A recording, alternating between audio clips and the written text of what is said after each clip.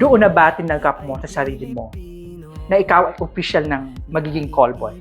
Well, tinanggap ko na yun ng buong puso at isipan ko kasi hindi na ako magpa-ipokrito kasi yun ang ginagawa ko eh. Nung matutunan ko kasi yan, araw-araw kong istambay sa Isitan Recto. No? 1993, hindi ako nag-enroll sa college. Mula tanghali hanggang hapon nandun ako sa Isitan. Mga Kapilipino, pag-uusapan, no? Tahasan ko pong itatanong kay Alfred ating panauhin. Noong pumunta ka ng Manila, ano ang unang ginawa mo base sa rekomendasyon ng kakilala o kliyente mo sa probinsya? Sabi kasi sa akin nung mga nasa probinsya na parlor, pumunta ka sa mall sa Manila at doon ka kikita ng malaki. Sasabihin ko yung mall mismo na pinuntahan ko, that is Isitan Recto. No? Ang masasabi ko lang, yung mall kasi, matinong mall naman yan. Okay. Walang problema dyan sa mall, matino. Kaya lang, ang sabi kasi, tambayan kasi yan ng mga kalapating mababalipad, mga callboy, mga snatcher, tinatambayan lang naman. O nagpapalamig doon kasi yun ang pinaka-sentro sa mall, sa Recto nang kahit sa isang mall na sentro sa lahat no. So doon ako nagsimula, tumambay at kumita. Pag unang araw ko ng pagtambay doon, sabi kasi sa akin, Alfred, tumambay ka doon sa railings. May palibot na bakal yon. First floor, second floor hanggang fifth floor, mamili ka ng tatambayan mo doon. May lalapit sa'yo. Ayun. Well, totoo nga naman, nung unang araw na mag-duty ako doon, parang, sabi ko, grabe, nakaganyan ako sa railings. Kuwari, may inaantay ako.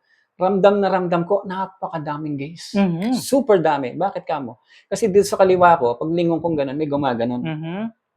Sa harapan ko, sabi, may gumaganon din. Sa kanan ko, sabi, may pumapasweet. Sabi ko, ang tendency, siyempre, hindi ko malang sino pwede kong samahan.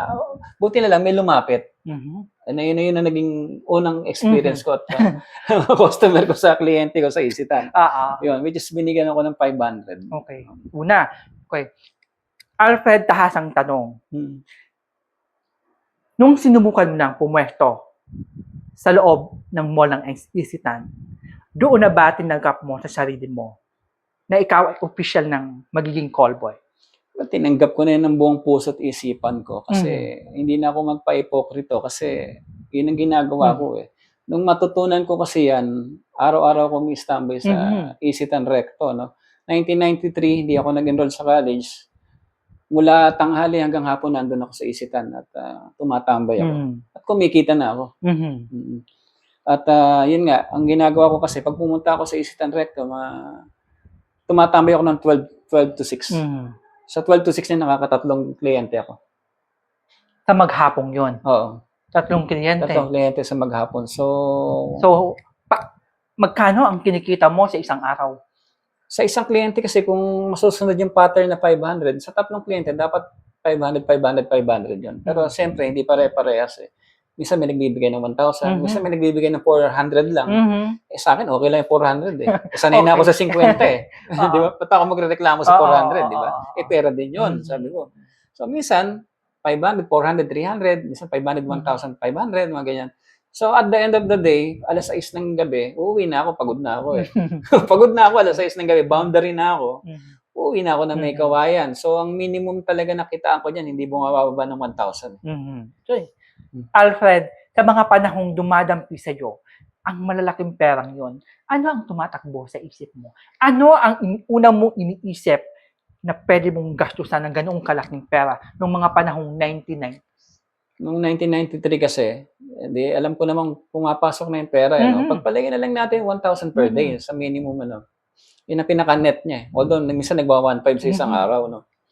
Doon ako nagsimula magplano, no? Ang una kong binili kasi niya nung araw, kasi napapagod si nanay, bumili ako ng washing machine. Okay.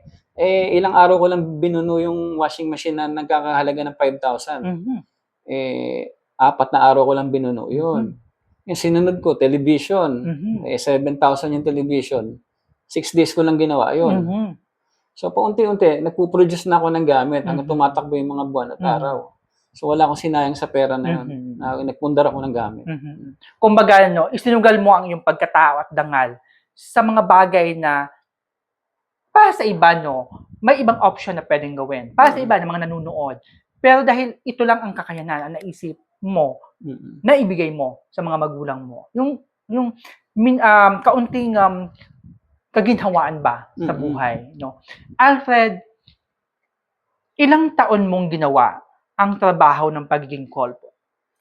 Well, nagsimula ako 1993, and then 1994, bakante kasi ako, hindi pa ako So, buong taon yun, nasa Isitan Recto ako. Noong 1994, nag-enroll ako ng culinary sa PUP Santa Mesa. Unfortunately, hindi ako nakagraduate eh. Naka-isang taon lang ako. So, pagdating ng 1995, tumigil na ako sa pag-aaral, di ko na naituloy yung pagka-college. Bumalik ako sa gawain na yun. Nag-full-time ako sa Isitan Recto. Hanggang 2004. Okay. Alfred, habang ginagawa mo ang pagiging call boy, hindi pa rin nawala sa isipan mo na magkaroon ng edukasyon.